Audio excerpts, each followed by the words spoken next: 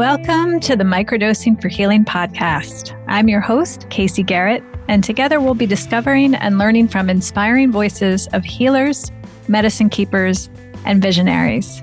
Every episode, we'll explore the world of health, vibrant wellness, and natural medicine for a new era of human society. Welcome to today's episode. All right. Welcome, everybody. I'm really excited to be back with another trio episode this week with the lovely Tiffany Hurd, Juliana Goldstone, and Rachel Cogan are here with me today. So all of you have been expressing to me how much you have been loving hearing from different microdosing coaches all around the world, because you really get to see firsthand how different. We're all so unique and we all hold the medicine so uniquely. And I really, really appreciate how much you've been loving picking up different nuances, different reflections from each of our guests. So you're in for a treat today. These three women, I'm really looking forward. I followed all of their work and really look forward to sharing more of their voices with you today. So we'll start off with Tiffany Hurd. Welcome, Tiffany. Tiffany is a microdosing and plant medicine mentor, speaker, and psychedelic consultant based in the San Diego area, United States, teaching the use of psychedelics within an intentional framework as a supportive and expansive offering for humanity's healing, personal growth, and wellness. Her expertise is mentoring people through customized guided microdosing experiences, teaching coaches, mentors how to facilitate the work within their existing businesses, and educating people on how to receive the fullness of what this medicine can open up for each of you. So good to have you, Tiffany. Thank you. Yeah, thank you for the introduction. Thanks for having us. Really excited to be here. Thank you. I'd love to start off with each of you to hear your personal story. What brought you? How did you discover microdosing? And what has its meaning been for you?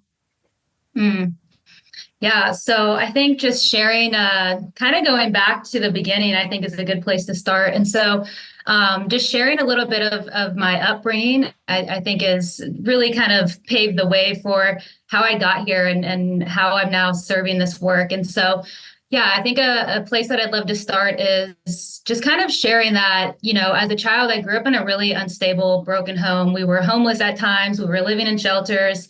We didn't really know what was next. And so at a very young age, I had to take responsibility. And as I became older, I started to realize how much my natural way of being in my natural state was really in this survival experience. And so I found basketball at a really young age. This became a really huge outlet for me. And then fast forward a little bit, I was living with another family at the time, and I ended up receiving a Division I full ride scholarship to go play basketball back east at Providence College.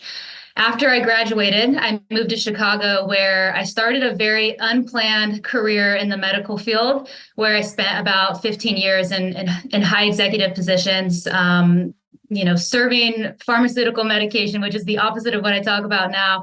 But I really did what every kind of corporate person wants to do is I climbed the corporate ladder, made a lot of money, and kind of just carried on. And so while I did that, I share this because I really realized, you know, the state that I was living in was very anxious. I was stressed all the time. I was living with a lot of depression, and a lot of this was stemming from this career of just nonstop going. And so within that, I ended up getting prescribed Lexapro and Adderall for, over 7 years. And I knew that I didn't need this medication. I just didn't go into the deeper layers and started to go into the processing of what was really stemming from it and what was the childhood trauma and how this was deeply impacting my life. And so with all of that, I started to go to therapy. I've always been, naturally driven. I was very into the personal development world. And while all of these modalities were so healing and they were so supportive at that time, I can sense that I wasn't really reaching the deeper layers. And that's where I started to really hear about psychedelics. And, over 7 years ago, there wasn't the research and the data and just the amount of incredible information and, guides and teachers that there are today. And so I was just poking around and doing research, and I was hearing about microdosing and kind of hearing that was a good place to start to kind of get into the psychedelic world. And so I honestly just put myself on a microdosing regimen, and I was like, you know what, I really want to utilize this medicine to see if I can taper off these medications. And I paired it with modalities and just healthier habits and healthier ways of just kind of doing my day-to-day routines. And within 3 months, I was completely off both of those medications through microdosing. And that's what really opened up this huge space for me of, wow, there's really something here. And so I was just really intrigued, and I kept going deeper. I started working with psychedelics and with different medicines, different settings, and wanted to transition into another career. And it all just started to align for me, where I dove really deep into it. I started seeing clients part-time while keeping the corporate job, and slowly just kind of started making my way more into the space full-time, which is what I'm doing now. And it's amazing. Thank you so much. I think, yeah, from a lot of guys I hear, like, I was my own guinea pig. Yeah. Start out with all of us. When we all kind of started. Exactly. Yeah. Mm-hmm. Thank you so much. Juliana is a certified somatic sex educator, radical body worker, and Theo Mama and medicine guide. She works at the intersection of psychedelics, parenting, and sexuality. The name of her practice is Boldly Embodied, and she believes that both psychedelics and sexuality can offer portals into how to live fully and boldly embodied in our relationship to self and others.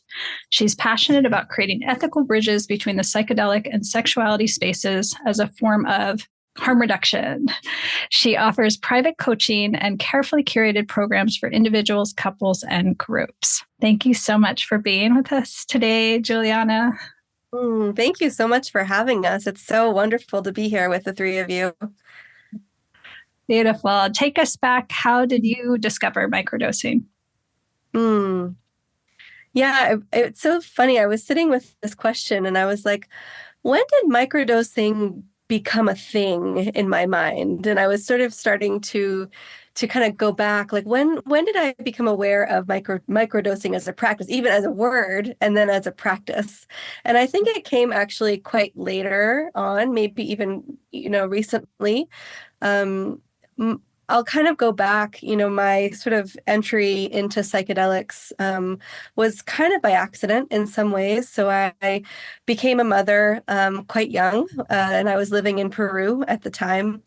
And so the experience of being pregnant and getting ready for birth, living in Peru, actually had a lot of kind of parallel imagery and sort of language that is also used around the ayahuasca experience and the expanded state of consciousness experience. And so while I was there, I actually had the privilege of beginning to study midwifery through this sort of lens of, okay, birth is about to be an expanded state of consciousness, as opposed to how it may have been talked about here, which was, birth is about to be a medical emergency to be managed.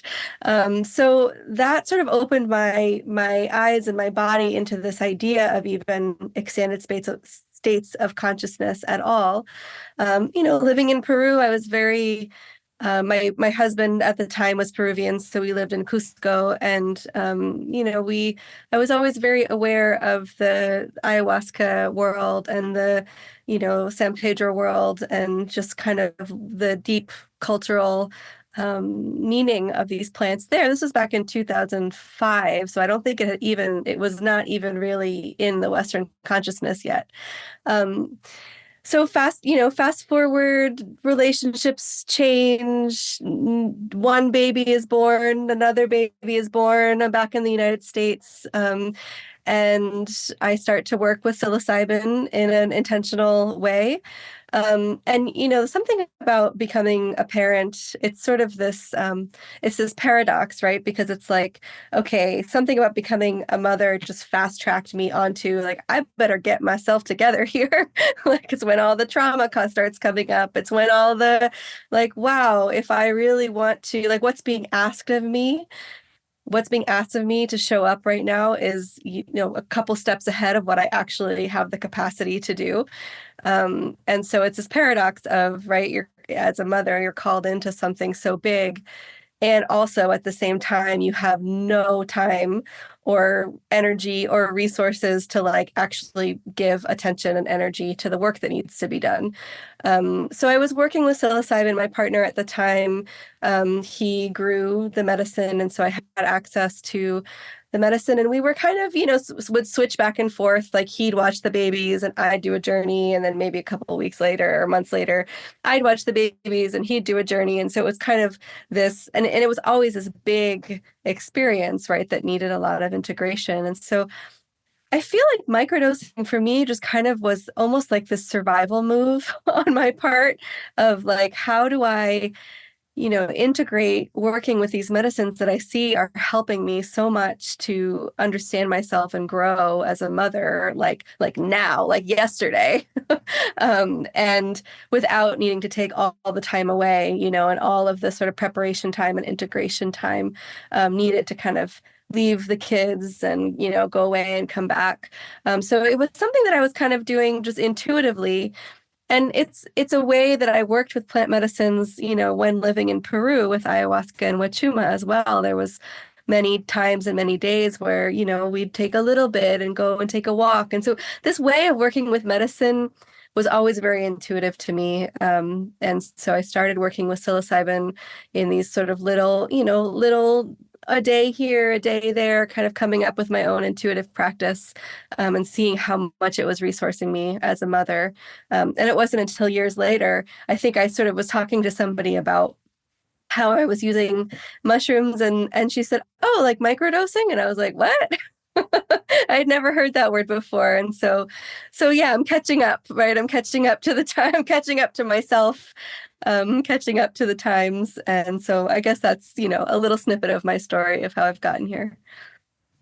That's beautiful. I love it. I have a colleague for years who've been saying to each other, like, I don't know if we're so far ahead that we're behind or we're so far behind we're actually ahead. It's hard to know, especially in this space. Beautiful. Thank you so much.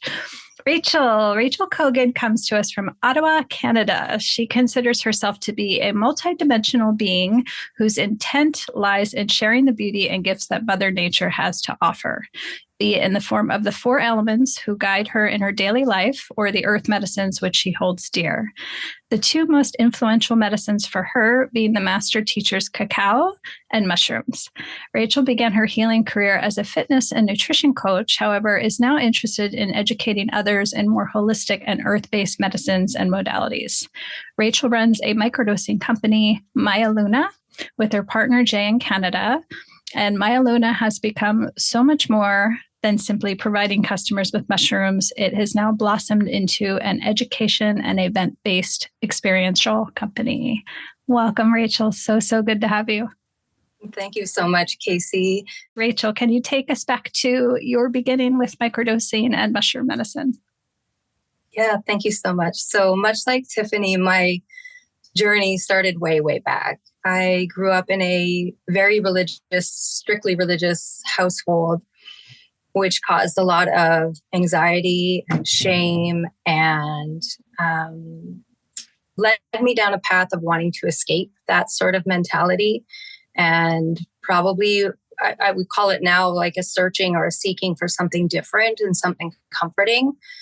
And I've been no stranger to psychedelics my whole life. I was acquainted with psychedelics like LSD. Probably I was 16 years old and I'm 46 now. So quite some time ago. And I was into the underground rave scene back then. So very much into MDMA and LSD at that time. And that felt like home. The blissful states and the expanded states were really just something I felt really comfortable with. And still to this day, it's just something I'm really comfortable exploring. But being in those environments at such a young age really led me down a path of hanging out in bars later and going to after hours and getting into more and more trouble with drugs and alcohol. And then it created it was feeding on itself. So the more I would use substances, the more I would feel that hangover effect. And then I would need to compensate by using stronger drugs or more alcohol. And then it would get worse and worse. And this went on for a long time. I finally quit using hard drugs and alcohol at the time when I got pregnant. And that was sort of like Juliana said, like becoming a mom is like, it's life-changing. It's a trip onto itself and really sends you down a journey of discovery of yourself. And so I feel so blessed to have been gifted with pregnancy at that time. So my kids are 17 and almost 15 now. So, but obviously I do use psychedelics now, and I'm more of an intentional user, I would say, than I was when I was 16 and 25 even. It's much, much different as a mature woman. And I want to share a story too about, so I did use alcohol, as much of us do or have done throughout our lives. It's a very accepted substance for people to be engaging in gatherings and community. So in October of 2020, so we were partway into the pandemic, my partner Jay and I decided that we were done with alcohol. And I wouldn't call myself an alcoholic by any stretch, but we all sort of know that feeling like, okay, I'm done. I don't feel good anymore doing this. So October 2020, that was the last time I had a sip of alcohol. And it wasn't until, I believe it was April 2021, so I'd say about 5 or so months after quitting alcohol, that I began microdosing. I don't know how it came into my life. It was just sort of placed in my lap. I heard about it on a podcast or something, and I just heard this term microdosing. And I went online, found a company on the internet, and just ordered myself some microdoses. And intuitively just started taking them one day on, one day off, without really knowing. This was a few years ago. I didn't have the education I have now. And a few months after I started microdosing, I got this message from the mushrooms. And anyone who's taken mushrooms knows that sometimes you just get this knowing in your body. And the mushrooms told me that they went back in time for me to October, and they helped me quit.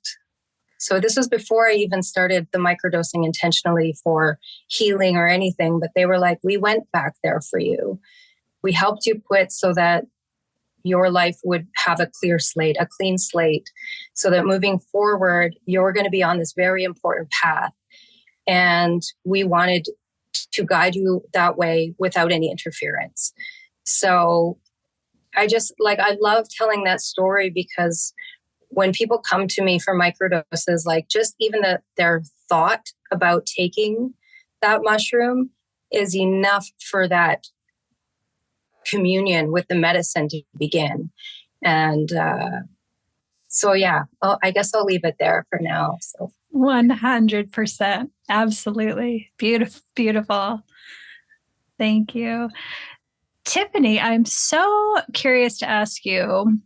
I get this question a lot, and I'm sure you do too, given your background. So people who work in corporate jobs, and have to have their game together all the time, and they're running a team. And I get a lot of people who are like, I can't be weird, like ever. I can't be trippy. I can't be off my game. I can't regret a decision that I made when I was not myself. And so I'm so curious, when you get this, how do you hold the medicine? How do you share with them that it's actually the opposite of what you would expect, right? Totally. Yeah, totally. And one, I just want to point out, I love both of your shares and your stories. It's just really beautiful to witness. So thank you for sharing. And to answer your question, so I say just be weird. Just you want to be weird, but that doesn't always work out, in the best way. So I think it's really common to feel that, and I think it's common to have that response. And so I think I just want to first acknowledge that and kind of point that out. That especially in a corporate career where everything is very structured and everything, you have to almost show up a certain way, and everything has to be so buttoned up.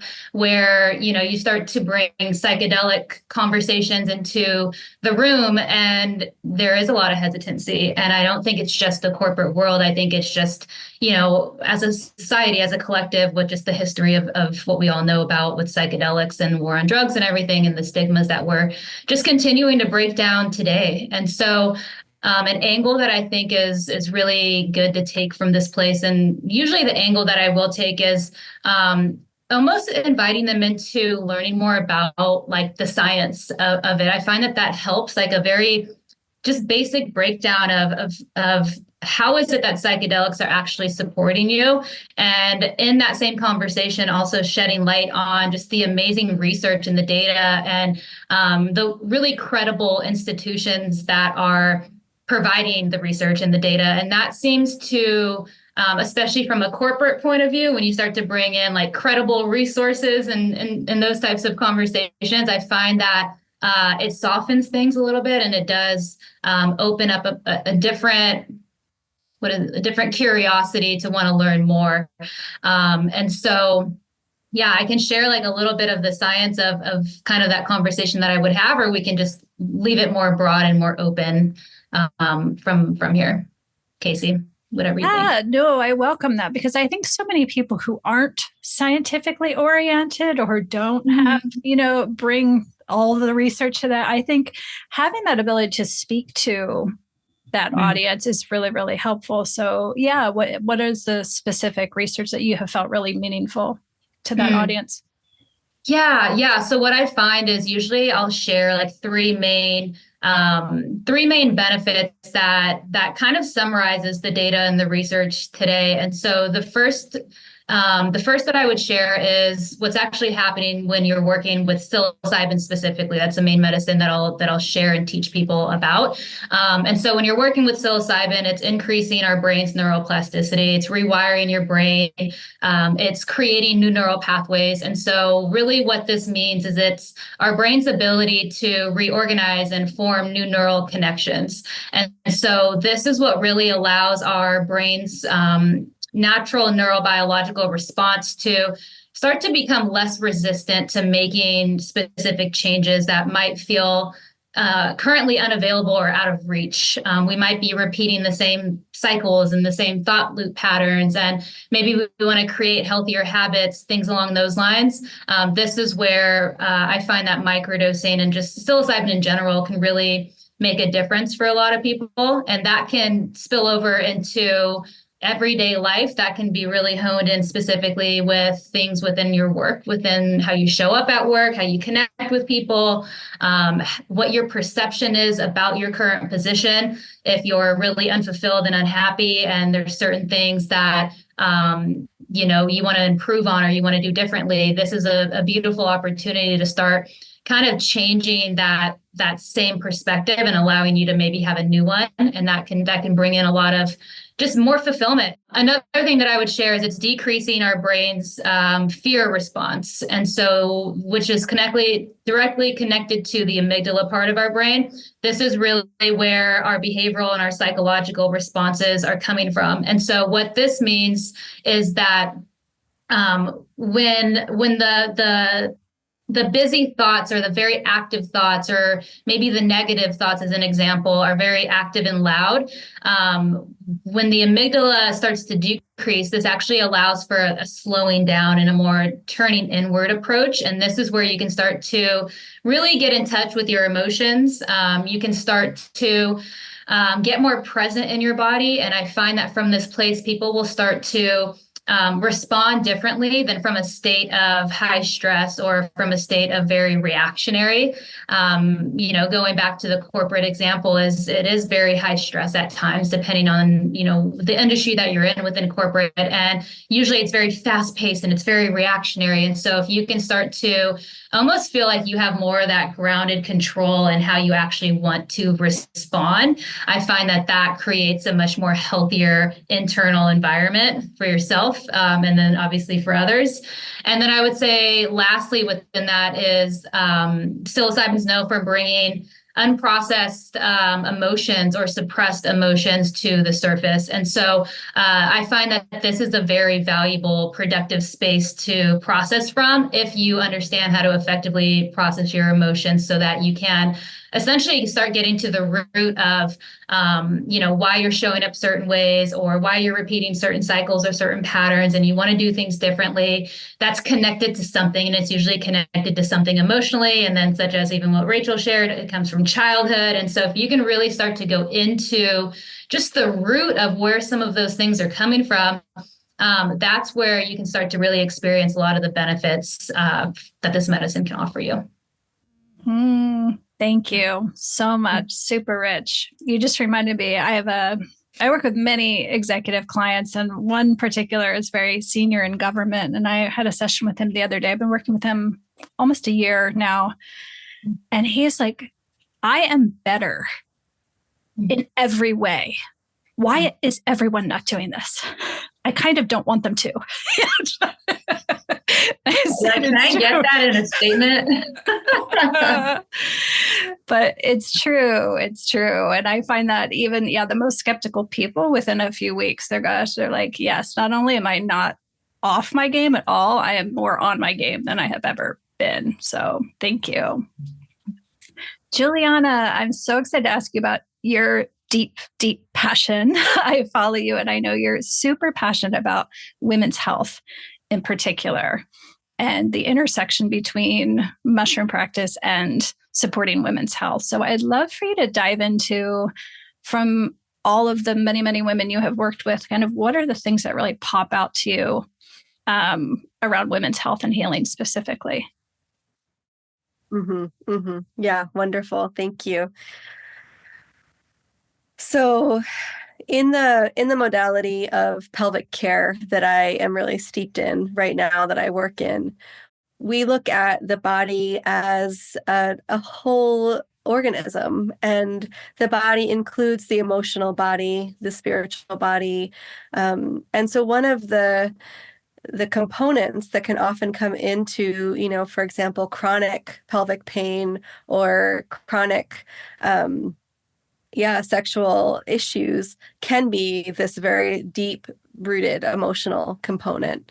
And I find that oftentimes there's an intersection. So, I often struggle to talk about what I do because I feel like I'm like one of these trees with the two trunks. It's like the same tree, but they have two very distinct trunks. And there are places where the branches kind of intertwine and there are places where they don't. And so there are places where my sexuality work really stands alone, very much outside of the psychedelics. And there are places where my psychedelic work stands very much away from sexuality work. And there are places where they really intersect and support each other beautifully. And the places where I see that happen is, for example, if somebody is just dealing with like deep-seated shame and pain around their sexuality, from a religious upbringing, for example, and it's gotten to the point where it's manifesting as pain in their body, it's manifesting as, either painful sex or just complete shutdown with themselves and their own body and their partner.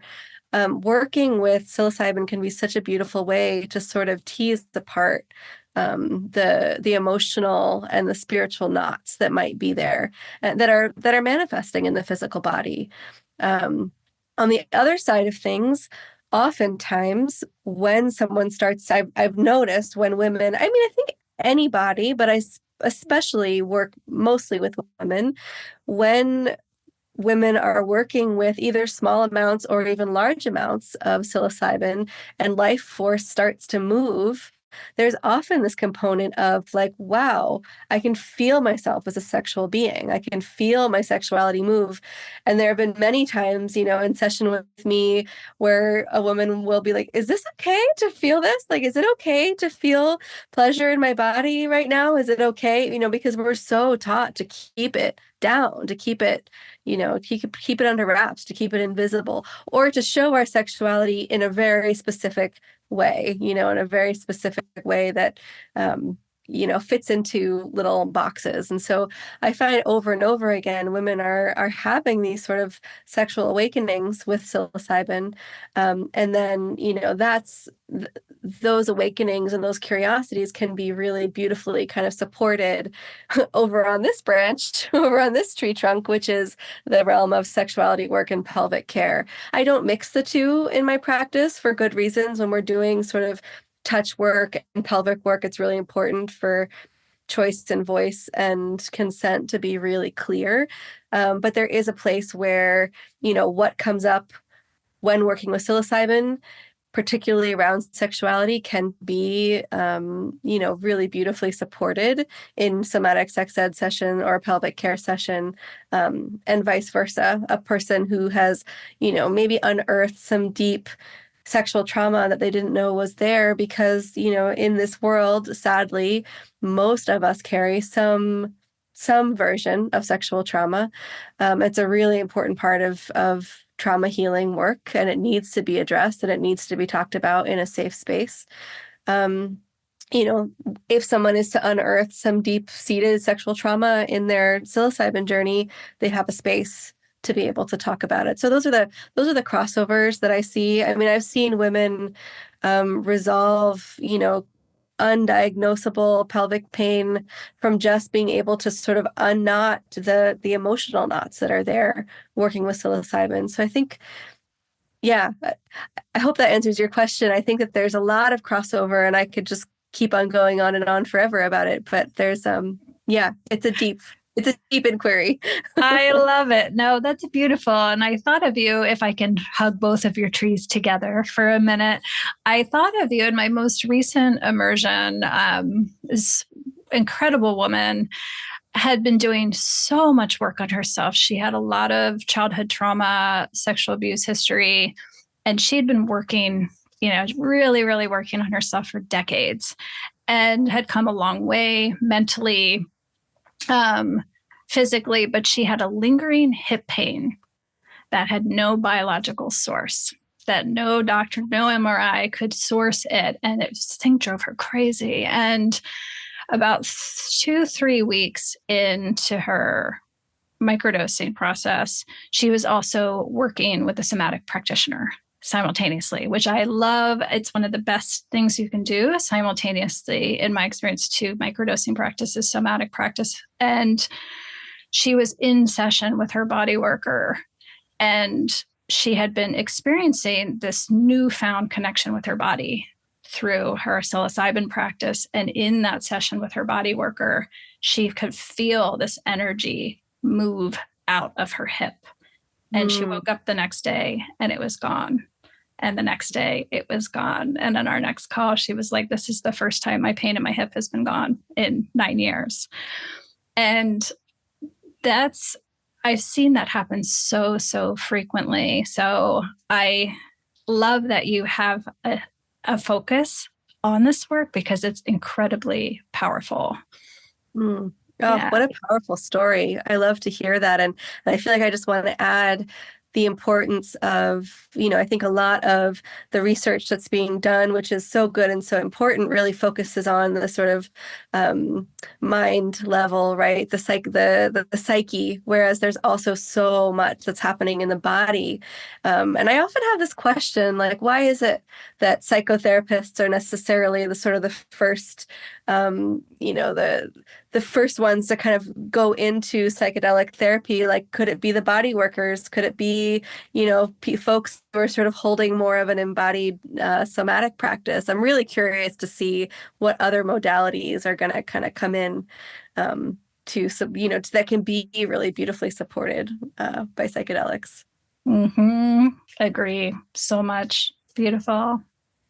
Rachel, I'd love to dive in with you. I know you have a health coaching background in fitness and nutrition. So, one of the things that I've noticed happens frequently, especially over time, people start practicing with mushrooms, and like 6 months, a year later, they're like, I've stopped drinking and I've lost weight and now I'm working out. And like, does this happen to other people? And so oftentimes it's not the mushrooms that are necessarily the cause. It's the mushrooms you are healing yourself, and you're suddenly aware of everything you do, everything you put in your body, the environment, the relationships you maintain. So I'd love to talk about when you're facilitating, coaching people, supporting people in microdosing practice, what are some of the other lifestyle and fitness and nutrition aspects that you kind of weave into practice with them? Yeah, thank you. And I really want to like sort of pick up on what Juliana was saying about like the body holding so much. And I think I want to like go through this, like we talk a lot about integration and like the after effects of mushrooms or microdosing.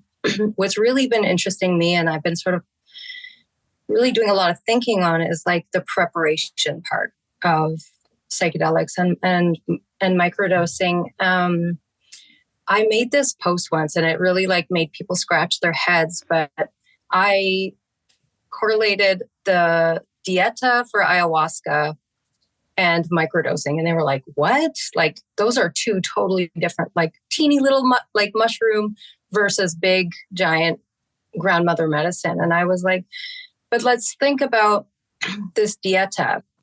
We're going into this beautifully big experience where sometimes for weeks we prepare for it. We are cleansing our vessel. We're cleansing like our thoughts, even like the sexual stuff. We are creating this space in reverence to ourselves for what we're about to embark on, and also to the medicine itself. Like, I'm here for you, and let's meet each other in this place. And then when it comes to after, let's say, the ayahuasca ceremony, are you going to go back to smoking cigarettes and drinking alcohol and consuming a bunch of sugar and watching porn? Or are you going to take something from that? And was it drinking the medicine? And again, I'll go back to, you did it before you even drank the medicine. And so I like to bring that sort of idea into how I teach people about microdosing. Like, let's also get, some nutrition in place. Let's get our daily sun exposure and sunrise viewing in place.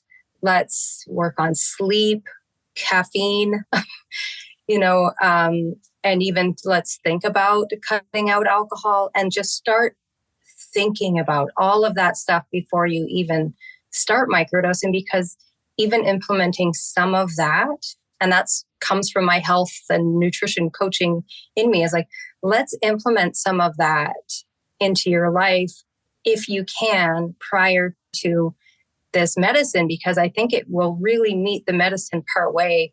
One, to help clean your vessel, and also to show you that you are capable. You can do this.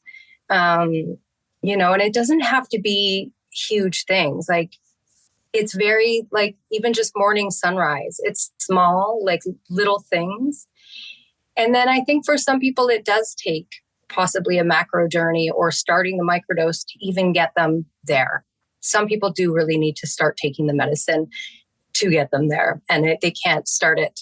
And that's why they're coming to it. But I really just love the idea of preparing for it and preparing your body for it. And then during our microdosing protocol and practice, lots of time in nature for the physical aspects and the spiritual. Walking is something I recommend for anyone, anytime, and anywhere. But walking has such healing powers. I learned a long time ago that when we go for a walk, we're moving forward. And first of all, that's a sign of safety for a human. Secondly, when we're walking, our eyes are scanning the environment in such a rapid way that it is similar to EMDR practice. And so if we're in a microdosing practice and let's say we're on a dose day, but even on non-dose days, going for a walk, and especially in nature and nature bathing, moving forward, scanning your environment as we're processing. I recommend going without headphones or anything and just being in nature. But just that practice of movement and processing is really, really helpful for people, I find. And then all of the other physical benefits of movement as well. So, yeah. Thank you. That's fascinating. I love that. Thank you so much. One of the things I've been noticing in people and applications lately that I love seeing is so many people are coming to practice they're like, I want to do a ceremony 6 months from now or 9 months from now. And they're starting to plan and prepare and are very open to all of these lifestyle ways so that they can hold the medicine differently, which is like, yes. I think that's important, like to actually meet it and not to treat it. I mean, I'm part of a few in some Facebook groups that deal with microdosing. I do it partly for research purposes and partly just to see what people are asking and to sometimes respond to them with my own advice or whatever. And I just find a lot of that Western medical model is where people are, especially for beginners. They're just like, I want to give me what I can take and I want to feel better. And I don't feel like there's much conversation about the rest of it. Like we are a whole being that does need some other care than just taking a medicine. It does require some work on our part as well. Mm-hmm. That perfectly ties into my next question for Tiffany. So, Tiffany, you provide so many beautiful educational resources on your platform. I so appreciate. And to Rachel's point, part of the issue with the mainstream is that the focus is so narrow, in this medicalized model, and it's apples for apples, one pharmaceutical drug swapped out for mushrooms. So along those lines, what are some of the biggest misconceptions out there around microdosing? And also, what are some of the benefits that aren't getting talked about? Such a good question. Yeah, I feel like this does really segue off Rachel's share because, as I was just thinking about some of the bigger misconceptions, what was coming to mind is,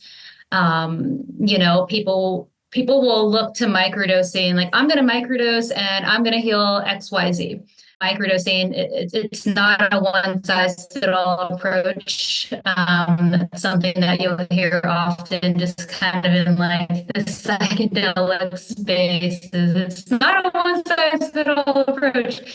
Whether it's microdosing or just working with psychedelics in general, it's such an individualized experience. We all have such different experiences and outcomes. And I would say the second reason why I find that it's a misconception is because, microdosing it's not going to do the work for you. Like I said, it's not a magic pill. And there seems to be a stigma that we're continuing to break down as a society because, as you were just sharing, like we really are accustomed to that pharmaceutical approach where we can just take this pill and it's going to fix, quote unquote, our problems. But as we're finding, it's simply just kind of putting a Band-Aid over the symptom.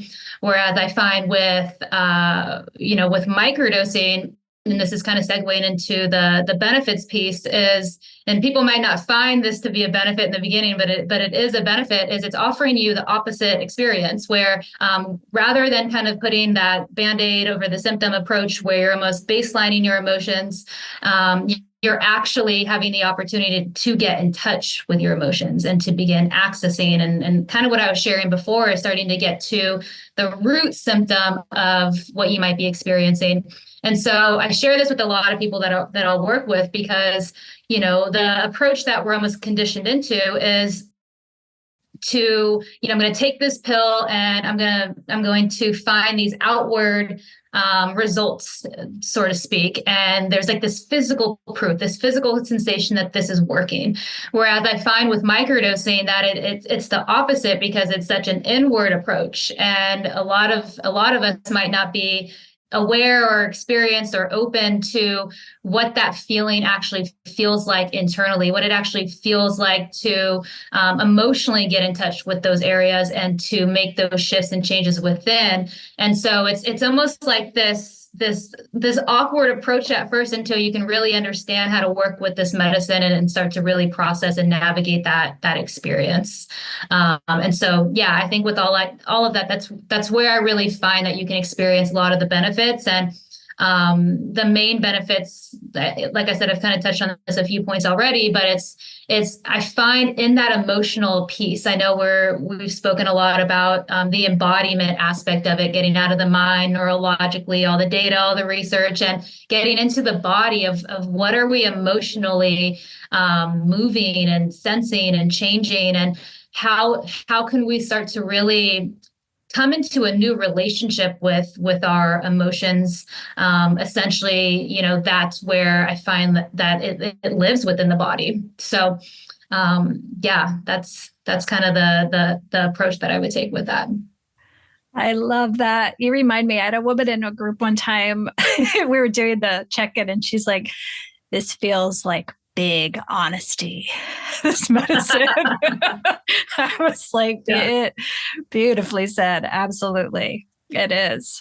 Thank you. Juliana, one of the most profound things that I have witnessed in this work is watching women reharness all of their energy that was always their own, that because of childhood circumstances and abuse, their energy went to survive sometimes, or went to push against or react to or protect themselves.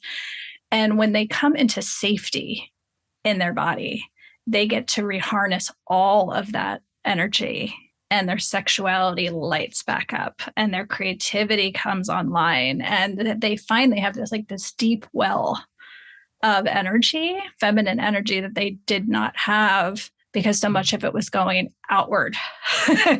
And they kind of reclaim all of that. So can you talk a little bit about what you have seen?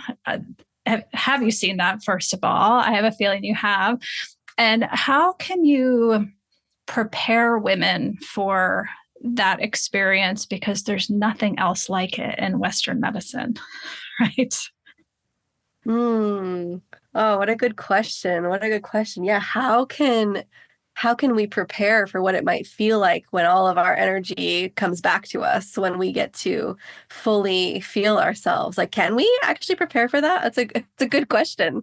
Because it's a big feeling. And so in my course, Microdosing Earth Medicine, that I teach, like, the actual microdosing is such a small fraction of what's actually going on in the practice. And we've kind of already talked about this, but, a lot of the other practices that I offer, or that we offer. So this course that I've created together with my dear beloved collaborator, Bina Byrne, who's also been on this podcast, is about like just creating spaces and containers in our lives to be able to hold this medicine when it moves, to be able to hold the energy, to practice like, okay, what happens if we engage in some breath work and raise our energy just to feel ourselves a little bit more in a different way? What happens if we, take on the practice of a daily body scan to even understand, like, what is energy? Where is my energy in my body? Do I even know what's going in and what's going out? So I think that there's a way in which we can kind of just practice like what it feels like when our own energy starts to move. And then in terms of your question, it's like a homecoming. Like, I feel like I have witnessed so many women just have this experience of like, it's a completely unfamiliar feeling. It's like I finally feel myself in this way that I never have. And somehow I know what that is already. So yeah, I encourage women to celebrate it. I encourage women to like pump the brakes a little bit. Also, there can sometimes be this almost manic experience where the energy starts to move and people are like, what do I do with it all? It's like, well, play and celebrate. And also like, pace yourself. This is a lifetime of a practice if you would like it to be. So that's kind of what I would say about that. I think that, there's when we as women have access to our power and to our, to our sexuality and to our pleasure, I mean, so much more is possible for ourselves, for our families, for the world. I mean, part of my work with women and with mothers specifically is to kind of heal this, Madonna whore complex where like to be a good mother, you have to be divorced from your sexuality. You have to be divorced from your desire. You have to be divorced from, your inspiration, your creativity.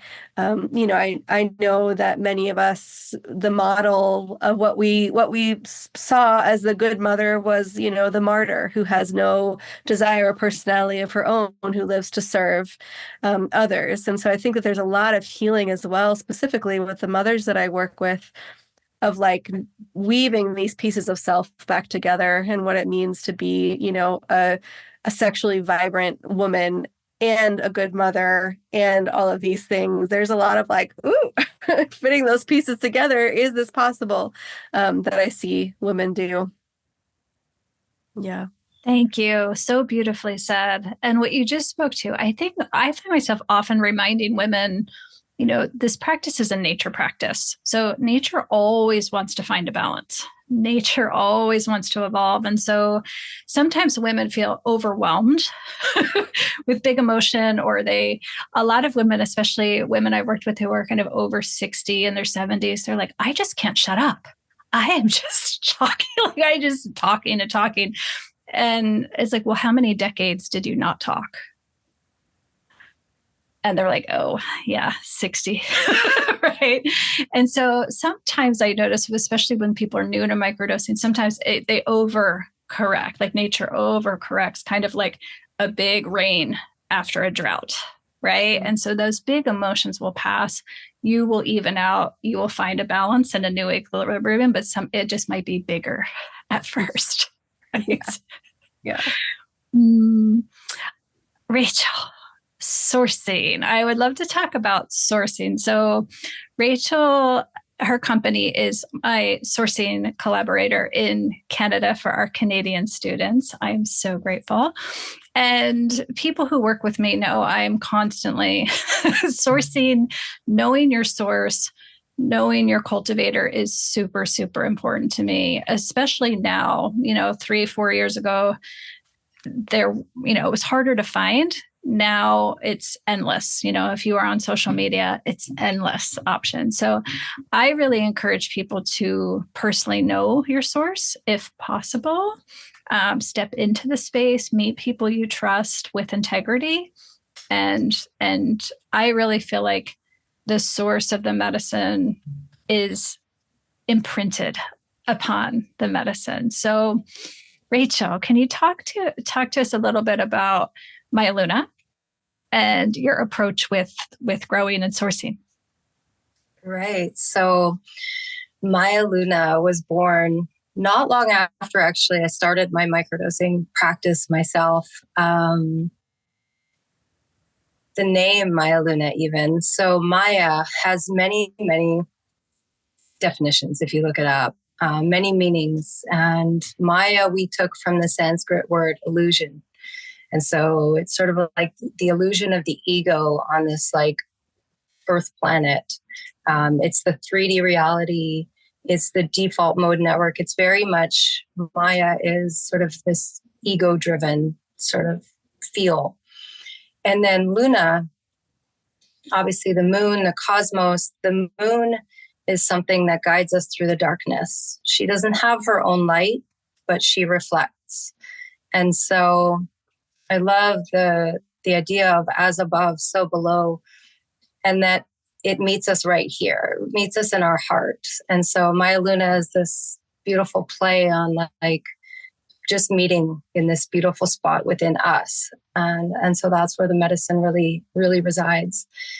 And so, yeah, it's been a beautiful and hard and interesting and frustrating and just this birthing of this company out of nothing, really. I'd been microdosing a few months, maybe. And then I learned that there were shops opening up across Canada. And I was like, oh, that's interesting.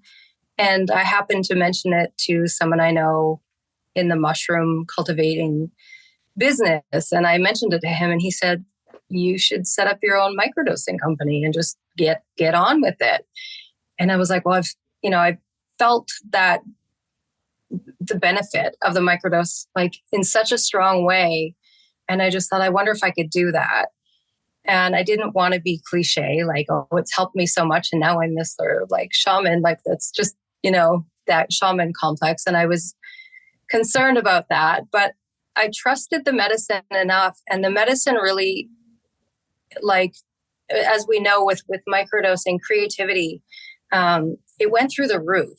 We started this company from the ground up. We did all the design work and all the website work and all of the, field research, we'll call it. And everything was done by hand and with love and with really great intention. And we really wanted to keep the integrity with the medicine and to not let it get to, it was us serving it, but it was the medicine doing its work and its mycelial networks here and there. And it's really just grown into this, it's almost like my third child. I've really, really loved watching it grow and evolve. And like we mentioned in the beginning, it started out as a product line. We started out with a microdose product, the Mind Buzz. And then it moved into a few other fun products that are a little bit stronger than microdoses, but still really beautifully thought out. And so now we're, like we said, like more of an experience. We attend a lot of events. We are invited to house parties to set up like pop-up shops, music festivals, yoga festivals, and really getting to know our customers. And really, I love, love, love teaching people one-on-one, like in person, because then you get like the questions that they have like right off the top. It's not like, it's just, it's a lot of fun to meet the people. And then it's been really organic that way to meet people at these really big events and then some of these really small events. So yeah, like I said, we started everything sort of in-house and made everything by hand and measured perfectly. And we got to the point where our business got too busy for us. We also have other jobs that we do. And so we decided it would be important for us so that we could attend these weekend events or festivals and to not spend entire weekends preparing capsules for people, that we would outsource some of the product. Some of it we still grow and make in-house that are a little bit less popular with our customers. So we're able to facilitate that. But for our larger demand, we have outsourced, and really beautiful company that does everything organically for us and that we know and that we trust. And again, keeping with that integrity and knowing that every time we're handling our medicine and shipping it out to someone that it has that love and that intention put into it, at least from us. And I think people really feel it when they become a customer or when they have like a consultation call with me, which I do. So I think people really feel it, and that feels really nice to know that shines through. Thank you. I know that's close to all of the hearts of us here. Yeah, especially right now. I mean, so many people ask me, I really want to get into this work. What kind of background should I have or should I attain? And I was like, this work, you're going to bring every cell of yourself, of your experience, and beyond, to the way you hold medicine. It all counts. So I really do believe like each and every part of you is part of the experience of the medicine for the people we're supporting. So thank you so much. And again, this perfectly lines up my next question for Tiffany, which is, where we are now is vastly different than 4, 5, 10 years ago, right? And there's certain aspects of the field, I think, from each of our vantage point that we're like, oh, right. And so I'd love to hear from each of you kind of, maybe there's something that needs to be said that's not being said enough. It could be a misconception or the speed with which things are happening. I'd love to just hear from each of you kind of from where we are now. Any cautions or things that are kind of weighing heavy on your heart right now? We'll start with you, Tiffany. Yeah, such a good question. Yeah, I'm just kind of like being with it. I think just how mainstream psychedelics have become at this point. Like, obviously they've been around for thousands and thousands of years. That's a whole other podcast.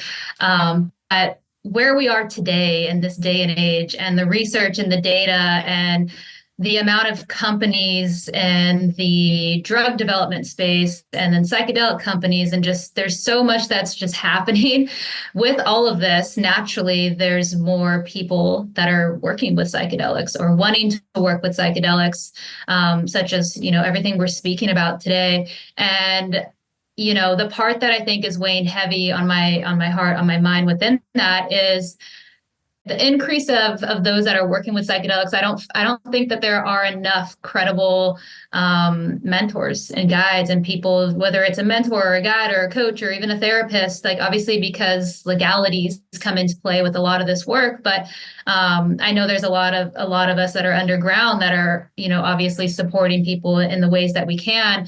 But I do believe that there get to be more people that really step forward and answer the call and say yes, and lean in and educate yourself and inform yourself and really just choose to serve this path. If that's what's, calling to you, is get in the room, get in the space. There's so much excitement happening in the psychedelic world. I can't even say it's an industry. I don't even know. It's a psychedelic field, the space and industry. It's just a movement is really what comes to mind.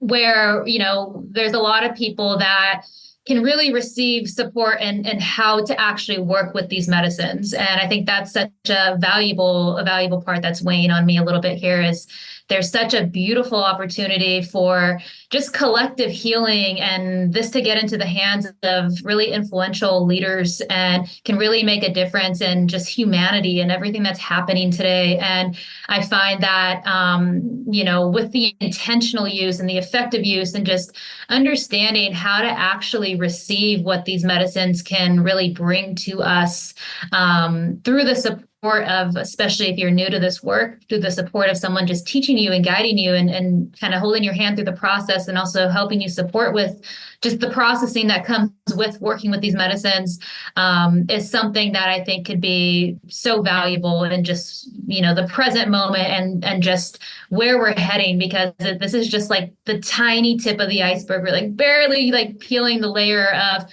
of what's happening within this space and everything that's to come. Mm-hmm. Beautifully said. Thank you. Yeah. Juliana, how about you? Yeah, this is a hefty question. And, I think I'm going to kind of riff a little bit off of what Tiffany said, is that there's a lot of interest. There's a lot of desire. There's a lot of curiosity piqued of like, ooh, what would it be like to hold this medicine? And what would it be like to help people here? And, as an intimacy worker, I've worked in the realm of intimacy for decades now. what I keep on coming down to is like, this is intimate work. And we are, in our Western culture, we're not particularly comfortable with intimacy. We don't really know how to like even make sustained eye contact and like be like know how to regulate our own nervous systems in the presence of another, person's nervous system. We don't necessarily know how to hold like safe but present intimacy in many ways, and it's reflected in the many boundary crosses and trespasses that we're hearing about in the psychedelic space all the time, where people just don't know how to comport themselves, and so I think what weighs heavy on me is just like the deep responsibility that is required for Western people, not coming out of a lineage, particularly, that knows how to hold this kind of intimacy, and what it means to kind of guide people into working in this deep way within the context of a culture that doesn't have community around it also. So I think, each one of us is kind of building and creating our communities, of people that people can drop into and can, feel at home within as they do this work. But I think that there's I get inquiries for, from excited and potential guides, all the time, and it's beautiful, and I'm excited. And there's actually, I'll just drop a little like plug for something that Bina and I are working on in this regard, in the next couple of months. Because there's such a demand for guides to be supported, and I love it. And like you just said, Casey, like it's going to take everything that you have, and it's going to take big work to kind of, harvest and bring forth your own medicine. And so I think that, that would be what's in my heart right now, is just like the gravity of what it is to kind of step into like guiding people in the current times that we're in, and just to like have our eyes wide open about that, and all the grief and the excitement and, that comes along with that. Thank you so much. We also just wanted to affirm what you mentioned earlier in the conversation about body workers and massage therapists. And I often get massage therapists saying, should I go get a counseling degree, or should I go become a therapist? And I'm like, you are so prepared to hold space for people with medicine work, just with the skills you're already bringing in. And they're like, well, what do you mean? And I said, this work is deep intimacy, and that's what they thrive at. Many of them, they hold presence, they hold sacred space, they move energy. And most of all, they're like completely comfortable being completely quiet and love it for 8 hours at a time. Like who else could do that but massage therapists and body workers? So it's one of the things I love, seeing more somatic practitioners being drawn into this space, because I think they're so uniquely equipped to be beautiful guides and space holders. So thank you for mentioning that earlier. Rachel, how about you? What's making you a little? So, I sat with this a little bit, and the first thing that came to mind is here in Canada, we do have some access to medicalized psychedelic therapy for end-of-life patients or terminally ill patients. But we have quicker access to medically assisted suicide. And it's really, really sad to see that the government is putting more effort into people ending their life quicker than they are to offering them a service that could really bring some beauty into their last days, weeks, months, years of life. And I find really sad. And also, we're in such a death phobic culture. Like Juliana was saying, like in Peru, there's other cultures that experience life and death so much different than we do here. We're so afraid of discomfort. that we have to turn to, or we choose to turn to psychedelics at the end of life because we're so uncomfortable with what's about to happen. And while I support, and I would actually love to be a part of that in some way to help people at end of life with psychedelics, I think that would be a really beautiful service to offer to people. Yeah, that's where I am with that one. That's beautiful. Thank you. Let's stay with you, Rach, for I love to ask in closing of all of my guests to suspend reality completely. And how would you love to see psychedelics or mushroom practice specifically being woven into society in the years ahead? And again, suspend reality as it is. Yeah, I mean, it's sort of hard to put on my complete fantasy hat, but I think in sort of touching on what I just sort of spoke about is to have more access for people who wish to use it.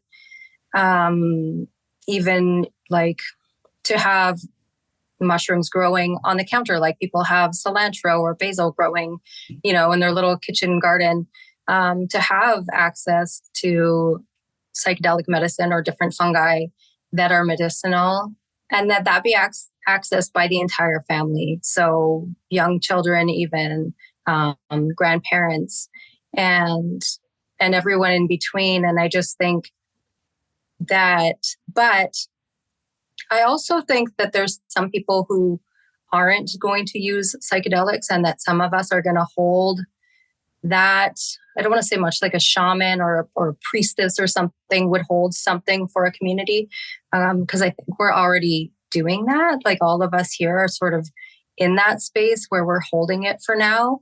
But I think, access for families to just have it as part of their life and part of their education. So if you're going to school and you take your mushroom supplement with your smoothie or something, I think just access for people who want it would be really, really nice. And then for the awakening process of the planet that we're experiencing right now, I think like we touched on with breath work and different sort of biohacking things that we're all sort of like weaving into life already. I think that is kind of coming. I think it's coming. Yeah. Thank you. Beautiful. Juliana, how about you?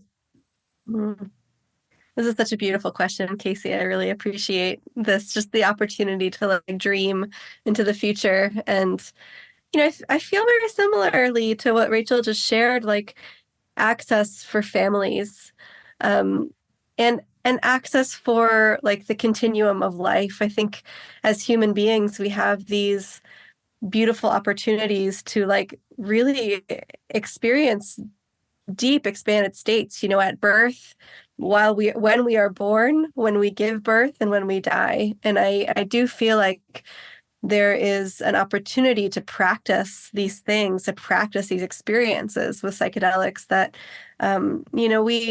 we often get to the end of our lives, or we get to these big rite of passage moments like birth or death, and we're so unprepared. And I think it's very sad. And so I would love to see, just psychedelics woven more into the fabric of life and what it is to be human. I mean, we have these receptors that are perfectly, matched to these plants. Like, it's not a coincidence. The other thing, I'd love to see, I'm a mother of teenagers. And so there's this real interesting walk of, how to educate them. And, it's very taboo. It's a very, I'm sure Rachel can relate. It's a very taboo thing to be someone who talks about drugs and psychedelics to teenagers, and how to sort of, they're doing their own thing anyway, but how to be supportive and open and allow them to be curious. So I would love to see there be more, maybe that'll be the next frontier, like to have there be more access and more education and more support for teens who are really suffering and are really needing another option. So I'll leave it there. Thank you. Lovely. Tiffany, how about you? Oh, that's so amazing. As you were speaking, Juliana, I was like not that I'm a big fan of school systems. I have a feeling maybe all of us are not, but they're here and they're probably here to stay. So I was almost sensing, like, imagine if this was being taught to the school systems, and like just psychedelics are being taught as like an education curriculum. Like that would be pretty insane. And who knows what that would do. But yeah, so that kind of came into the dream world as you were speaking. And then, given just my background in the medical field, in a perfect world, I'm almost envisioning microdosing being the SSRI complete replacement. Like I talk about this a lot, but and we're seeing it start to go into that space just, through the guided work that we're doing with people. But for it to actually be a model, for it to actually be in the pharmacy, like something along those lines, where you're not actually receiving an orange bottle with a white cap that, has Lexapro in it, but you're receiving this beautiful glass jar that has this beautiful healing medicine in it for you to receive that. I find like that'd be incredible. And something else that comes to mind with all that is it still kind of segues into my background of, just how much we're seeing. And I do a lot of like consulting work in the psychedelic space and with some pharmaceutical companies where I see this a lot, where, there's these CEOs of psychedelic companies where they actually have not even worked with psychedelics. And it blows my mind that they're trying to pair their company with, a drug development company to bring a product to market and take it through clinical trials and go through the whole process. And I find it's kind of insane to me. And so with all that, I would love to see just a place where all of these leaders are actually working with these medicines, and the ways that they're segueing and bringing these drugs to market, which I'm not a huge advocate for, like synthesizing the medicine. Of course, that takes there's a whole other energy that comes in that component, but I do see a space where there is more of that accessibility for people, and more people may actually be more served in a clinical therapeutic setting than not. And that may work for a lot of people. And so I am an advocate for that in a lot of ways, but I do really hope that, it can come to a place where they're actually effectively working with these medicines and making them better leaders, and having that just segue and impact into having more influence on how that really supports humanity and more compassion and more equality. And I can go on and on and on. But yeah, that's what comes into the dream state.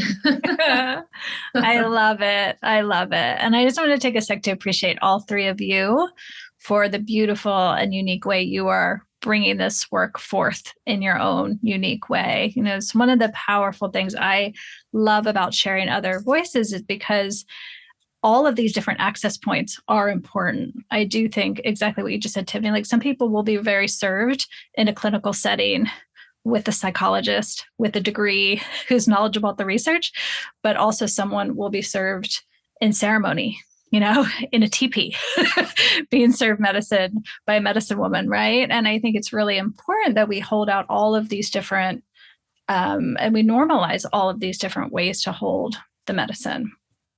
Yeah, thank you all so much.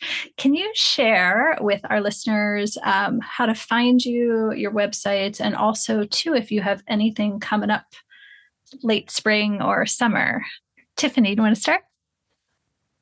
Sure, I can start. Yes, thanks. So you can find me. I'm present on Instagram, and I have my website. So my Instagram is I am Tiffany Hurd, and then my website, tiffanyhurd.com. In the spring, I'm trying to think. I'm going to be launching a global microdosing membership. It's actually in the works right now. And so my sole intention is to really make the guidance and the support of how people can learn how to microdose more accessible.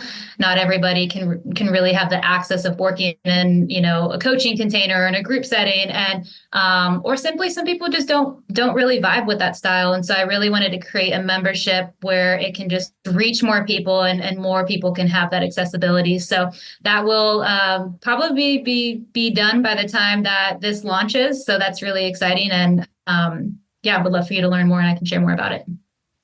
Love it. Thank you. Juliana, how about you? Yeah, thank you so much. So you can find me on Instagram at Boldly Embodied, and then my website is boldlyembodied.com. And something I'm really excited to share about, I have a microdosing cohort for mothers that launches on Mother's Day, actually, so May 12th. And this is going to be a 3.5 give or take month cohort just for mothers. And we're going to follow my microdosing earth medicine curriculum together. So 3 months of practice and protocol and just really deep support. So we'll meet weekly on Zoom. Another component of this thing that I'm really excited is that we're actually going to have an in-person day up at Rootstock Retreat, Bina Burns' lovely place. So anyone who's, local to this area or wants to take a trip and come be, in community, microdose together, be in a supportive group of mothers, that will also be part of it. So I'm excited for that one. Thanks. Beautiful. Rachel, how about you? I just want to say thank you, Casey. This has been really, really an amazing conversation to be a part of. So I can be found at 2 places. So I'm at iam.rachelinspired and also at mayaluna1111 on Instagram.